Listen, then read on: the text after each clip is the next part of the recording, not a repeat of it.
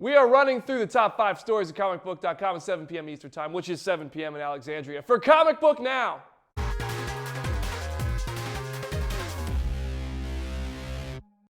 What's up, Comic Book Nation? Welcome to Comic Book Now. Thank you for joining us. Happy Hump Day. It's Wednesday. I'm seeing 50 Shades of Grey today. It's 50 Shades darker. Anyway, I'm Brandon Davis. Please call me BD. Joined now by Lucas Siegel. What's happening? What is up? Sarah Peterson. Sarah Peterson. How you doing?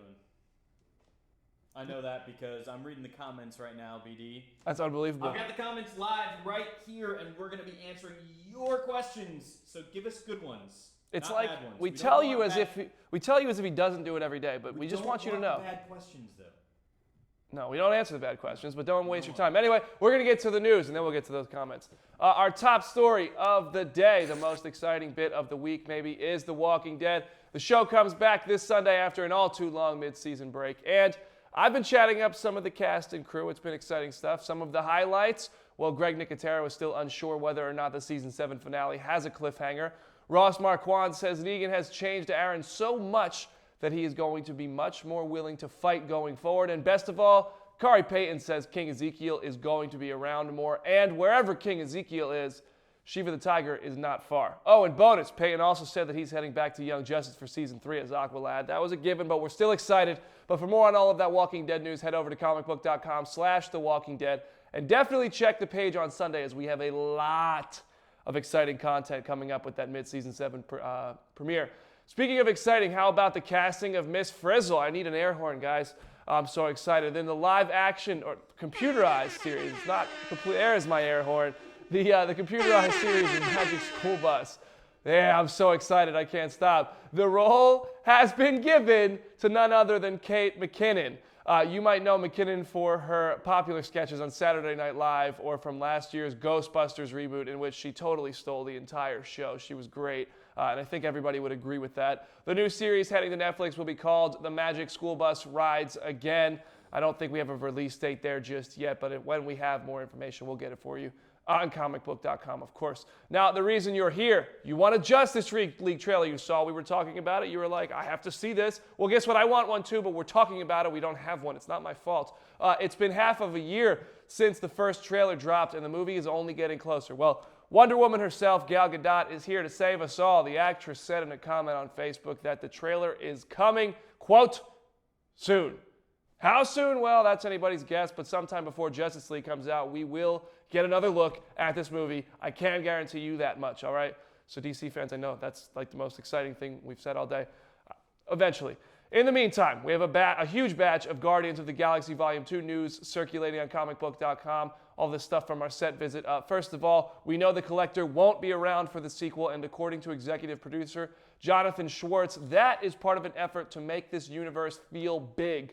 This also fuels Chris Pratt's argument regarding the Guardians are not fighting Thanos in the sequel, as he says the movies are expanding outward, and you'll see the team go after the Mad Titan in Avengers 3 and 4, which we're all incredibly excited for. And finally, Marvel Studios head honcho Kevin Feige finally said that there is a little bit of Earth in Volume 2, although it's not necessarily the Guardians heading there. For more details of our time on the set of Guardians of the Galaxy Volume 2, head to comicbook.com/Marvel. Something else you'll find on comicbook.com/Marvel, our last story of the day.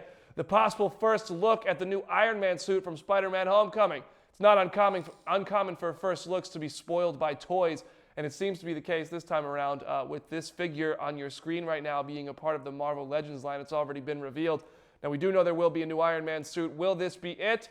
It would be pretty cool if it was, but it kind of looks like the Ultimate Iron Man a little bit. But we can't be too sure that this is it. Spider-Man Homecoming is still 5 months away, so we might get a peek at it in an upcoming trailer. You know, we'll see.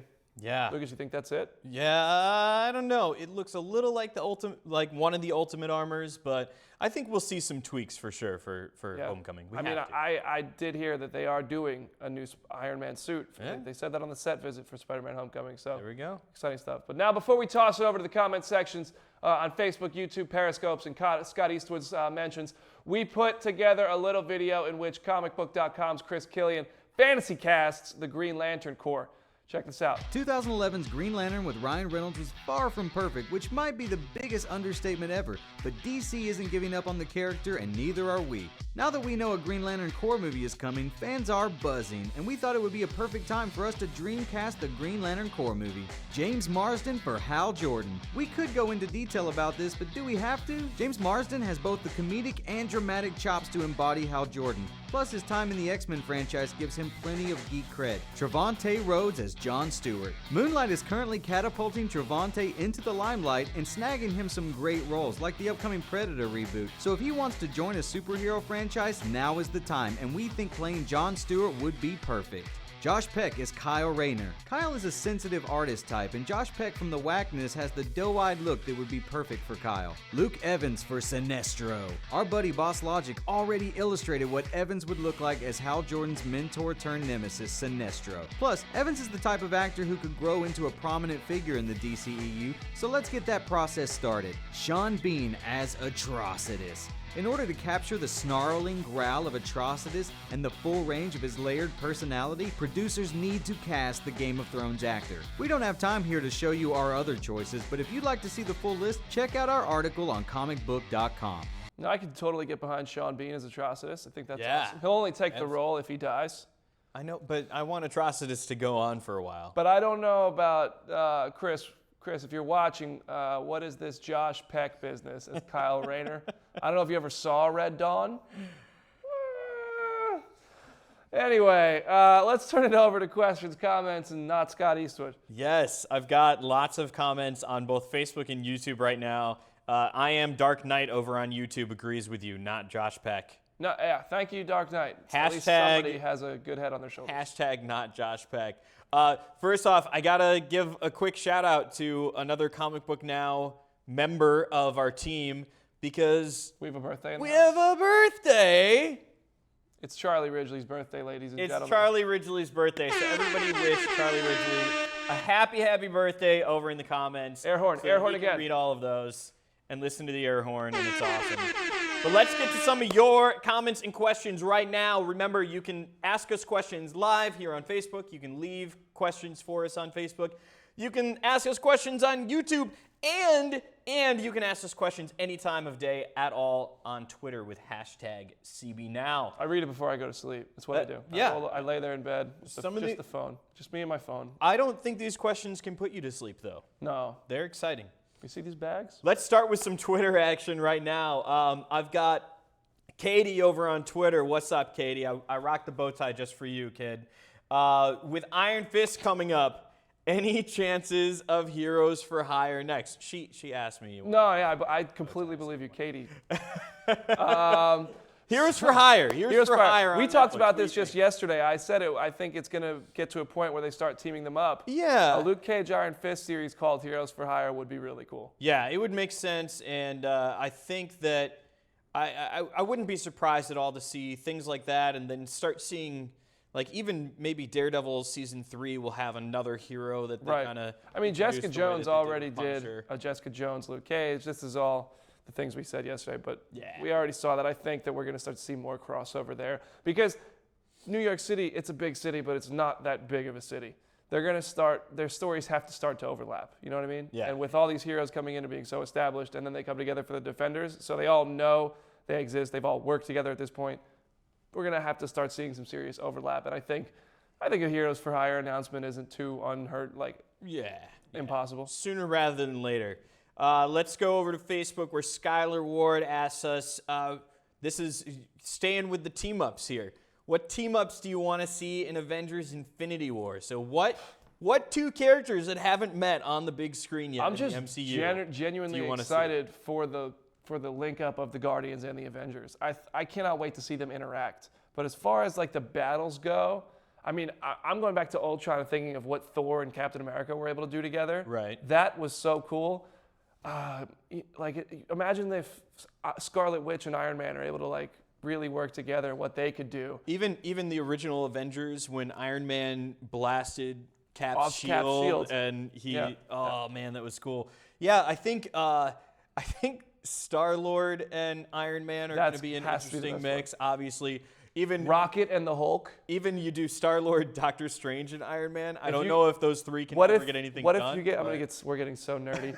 What if you get Rocket on the Hulk's shoulder, like he was on Groot's shoulder in the original yes. Guardians? That would be so cool. And then you have Hulk just like, Maybe have Hulk do like a fastball special with Rocket. Oh, I like it. Skylar, we got so many of these. I mean, basically everything it's just going to be a blast. I could talk It's gonna be nerdy so to you much all day fun. long. All right. Andrew Hayes, one of our loyal viewers over on Twitter. This is a tough one. Oh boy. Given the Did he power, put the hashtag not Scott Eastwood? given the power, what Marvel or DC role would you recast? So now I cheated a little bit here. I prepped this ahead of time, and I'm not going MCU. I'm going X-Men. I want to see a new Multiple Man. Good for you, Eric Dane. I'm glad you got the role, and you were smarmy, and that was fun. Yeah. But I really want to see Multiple Man done right. I want to see us get into Jamie Madrox a little bit more. Right. And I'd really like to see that happen. That's not a bad choice. Yeah. So, but is that a recasting, or is that just you want to see more? A little of both. Yeah. A little of both. I mean, I definitely want to see it recast. I feel like Joseph Gordon-Levitt could do a really good job, like doing multiple sides of his personality and really playing with that a little bit. I would see now. You guys are gonna probably flip out, but I don't know if it's his fault or if it's just the way it was written. But I think you could put someone else in the Joker than Jared Leto. And I didn't mind his portrayal. I think it was a lot of the writing and how his character was used in that movie. But I think that there's a different style of Joker we can have in the DCEU, and I'd like to see that. But I don't have. That's just because I wouldn't have said that unless this question asked me. Right. I love DC. So over on Facebook, speaking of DC, over on Facebook right now, one of our live questions, Hannah Lambert is curious what you think about the Justice League suits. I know you got to see a bunch of those in person. Yeah. I got to see Wonder Woman in person, which looks so ridiculously amazing. What did the other Justice League suits look like? Well, we saw everything except Superman, and we saw the tactical bat suit, which actually, if you go to comicbook.com/DC right now, there's these figures that are being made, and they showed concepts head to toe of the suits. And when we were there, the tactical suit was just starting to be put together, so it was a couple months away from being ready to wear and shoot. But I think the suit, the Wonder Woman suit, is not much different from the way it looks in Wonder Woman. It's a little bit brighter, which I think is overall the tone of Justice League, which is why they did that. The suit is only a little bit brighter. It's not like she changes her outfit all that often when she's being Wonder Woman. The Aquaman suit and the Atlantean suits, I think, are what were easily the coolest. Just the detail, like on the legs, it's like a rubbery, latexy type feel, but they have scales on them, and they're like a seaweed color, and they have the gold, the faded gold, as if it's been underwater for so long, almost with algae growing. The Atlantean costumes were really the most remarkable. So they took their time. Michael Wilkinson, the costume designer on Justice League, did such an amazing job, and I think it's the tactical bat suit and the Atlantean armors that are really going to be the memorable suits. Hopefully we'll get some good close-ups on those in the next Justice League. And trailer. Jason Momoa is like shirtless in almost all of them, so. Well, I mean, basically And perfect. you're not going to not, right? Yeah. Quick. I'm seeing 50 Shades Darker later, guys. I'm sorry. He's ready. As soon as we're done here. Quick shout out, Jordan Evans. Excited about the Legion premiere. I watched the first 3 episodes of Legion. Holy crap, they are so good. This show is awesome. This pilot is one of the best pilots on tonight. I've ever seen. It's tonight. on tonight. Watch it. Watch it. Watch it. Watch it. Watch it. Watch it. It's so good. All right, guys, I think Lucas wants you to watch Legion. Over on Twitter, back to Twitter, Amy Barlow asks, do we think Princess Leia, well, General Leia, I guess, is going to have Jedi powers in Episode 8? And she's a huge fan of the show. Thank you, Amy, for watching. We appreciate you. Well, what do you think? I mean, what do you think? I want to know what you think first. Do you want to see Leia tap into the Force and fully use it? That would be awesome. Would that not be the best thing ever? That would be so cool. And she felt the Force when, spoiler, Han died. Yep. And spoiler. But I mean, I think that would be so cool, and maybe she can. So obviously we had some teases all the way back in the original trilogy where Leia was able to hear Luke, down on the spire in Cloud City. she has had a lot more of those little moments in the comics and the novels that they've been doing in canon. I would be shocked if we don't see Leia access the Force in a meaningful way. So what you're saying is that the Force is just contagious. If you're around people with the Force long enough, you will catch the Force. You will be one with the Force, and the Force will be with you. I am one with the Force, and the Force is with me. Okay. All right. Now, I've got a big question for you here today, BD. I want to hear all of your ideas on this question as well. Please sound off in the comments and let me know what you think. I want to know who you think is going to be the highest grossing actor in Hollywood this year. He's right there. He's right there on the screen. 2017. So we've got a lot of people that have multiple movies, multiple big tentpole releases this year. Who do you think? I have to go with, it's got to be Vin Diesel, because he had XXX already, which didn't do gangbusters. Right. But he has Guardians of the Galaxy around the corner and Fast and Furious 8, which are two of the biggest movies of the year. Now, that said, Gal Gadot is in Justice League and Wonder Woman, which are both going to do ridiculous things to the box office. Right. I don't know if Wonder Woman's going to break $1 billion, but Justice League is going to break $1 billion at the box office. Guardians will do that as well, so that's where Vin Diesel catches up for sure. Fast and Furious, probably. I'm not sure. It's definitely not going to make as much as Furious 7 did, but then you have the boost from XXX. Yeah. The Rock, on the other side, he has Baywatch, Jumanji. He might make an appearance in Justice League. He's in Fast and Furious. So, I mean... I think you're probably right about Vin. I think our only dark horse candidate here is if... now, I know they said on the set, Benicio del Toro is not in the main movie of Guardians 2. But if he were to appear in, say, a credit scene then as the Collector, and then he's also in Star Wars The Last Jedi in December.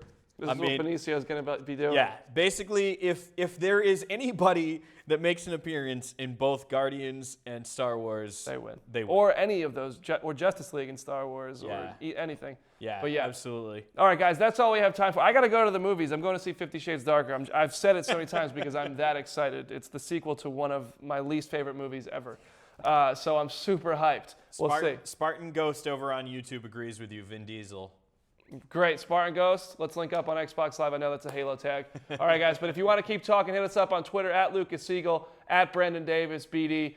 We'd love to hear from you guys. We'll be back tomorrow at 7 p.m. Eastern Time for Comic Book Now.